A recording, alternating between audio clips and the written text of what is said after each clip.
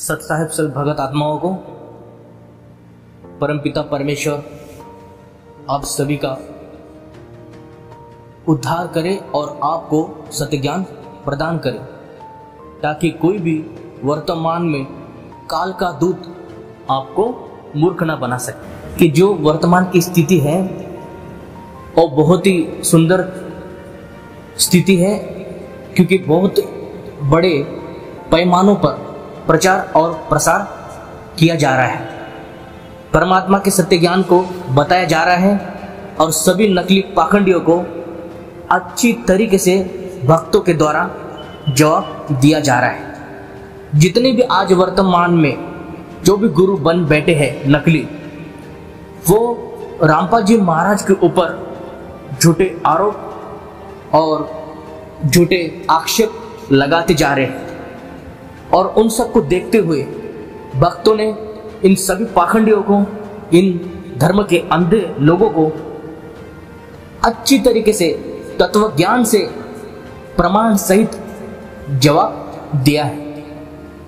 क्योंकि यहाँ पर शास्त्र के अनुसार सत साधना की जाती है, मन घड़ंत मनमुखी उस मूल ज्ञानी बाबा की तरह नहीं, जो कि शास्त्र युक्त प्रमाणों से बात नहीं करता। जी हाँ, वो काल का दूत जो मूल ज्ञान कहता रहता है कि मैं मूल ज्ञान बांट रहा हूं, मेरा 13वां पंथ है। दोस्तों सावधान हो जाइए, क्योंकि मूल ज्ञान एक शब्द ने ही आपको अंधा बना दिया है। आज जो भी भगत उसके सत्संग को सुनकर वहां पर जाते हैं और केवल एक ही तत्व को पाते हैं कि आत्मा परमात्मा है, आत्मा सार शब्द है, आत्मा ही कबीर है और आत्मा सत्य नाम भी है, आत्मा सार शब्द भी है। वाह वाह रे गुरु, क्या आत्मा ज्ञान है तुम्हारा। ऐसा ज्ञान जो कि व्यर्थ का ज्ञान हो, जिससे मोक्ष ना मिलता हो, ऐसे ज्ञान सुनने से ही आपको दूर होना चाहिए। ऐसे नकली गुरु जगत में कितने भटक रहे हैं, जो आत्मज्ञान कहते रहते हैं, लेकिन आत्मा का ज्ञान और आत्मा का बोध तनिक भी उनके पास उपलब्ध नहीं होता है।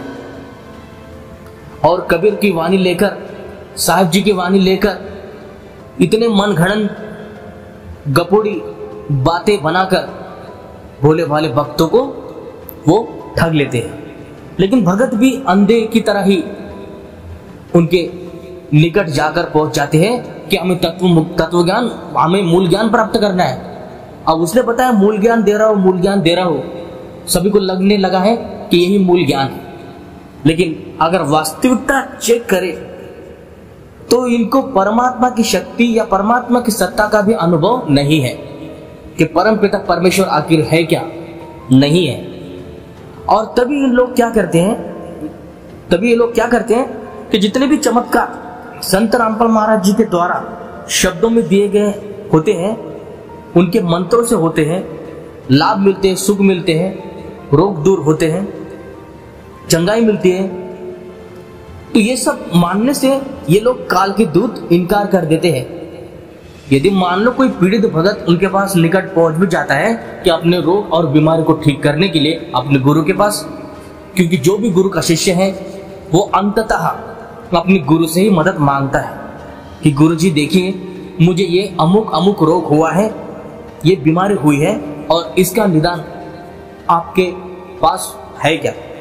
तो गुरु, नकली गुरु जो होगा वो ये कहेगा कि देखो तुझे कोई रोग नहीं है, क्योंकि तू आत्मा है, ना आत्मा मरती है ना जन्म लेती है। बस इस विधान को उसके सामने बोल दो और वो अंधी आत्मा विश्वास कर लेती है। पहले उसको ये समझना चाहिए कि ये सामर्थ्यवान गुरु है भी कि नहीं, ये जिसकी पूजा करता है, ये जिसको परमात्मा मान बैठा है, उस परमात्मा में ताकत, सामर्थ्य, शक्ति है भी कि नहीं, ये सबसे पहले हमें चेक करना चाहिए। अंधों के पास अंधा जाकर बैठता है और ज्ञान प्राप्त करता है, दावे बड़े बड़े, और कुछ भी वहां का हासिल नहीं होता। तो ये लोग जो हैं, जो स्थूल शरीर को साधारण स्थूल शरीर की बीमारी को ठीक नहीं कर सकते, तो हमारे आत्मा की जन्म और मरण आवागमन का चक्कर लोग कैसे काट सकते हैं? आपको इतना भी समझ नहीं है। आवागमन का चक्कर काटना इन गुरुओं के पास नहीं है, उसे केवल पूर्ण गुरु ही काट सकता है। जितने भी झोला छाप गुरु घूम रहे हैं, दाढ़ी बढ़ा के, बाल बढ़ाकर, खा पीकर बड़े सुधर गए हैं, बड़े हट्टे खट्टे हो गए हैं और ये समझ बैठे हैं कि इनके पास ज्ञान पूरा है। वही आए दिन कबीर साहब की वाणी को लेकर उल्टा सीधा मन घड़न वानियां ये कबीरपंथी बोलते ही रहते हैं। एक के भी पास कोई तत्व ज्ञान या सत्य पंथ का कोई आधार नहीं है, केवल बकवास है, केवल बकवास। लेकिन इनकी ये दो कोशिश कि गिरिदास महाराज जी के पंथ को भी ये काल का पंथ कह देंगे, गिरिदास महाराज जी को भी काल का दूत कह देंगे। इतने ये अंधे हैं, इतने मूर्ख आदमी हैं कि ये लोग सत्य से बहुत दूर है और सत्य इनके निकट नहीं आ सकता और सत्य ही सबको स्वतंत्र करेगा, सत्य ही स्वतंत्र करता है। लेकिन नहीं, ये तो गुलामगिरी में जकड़े पड़े हैं। काल की भांग पी रखी इन लोगों ने।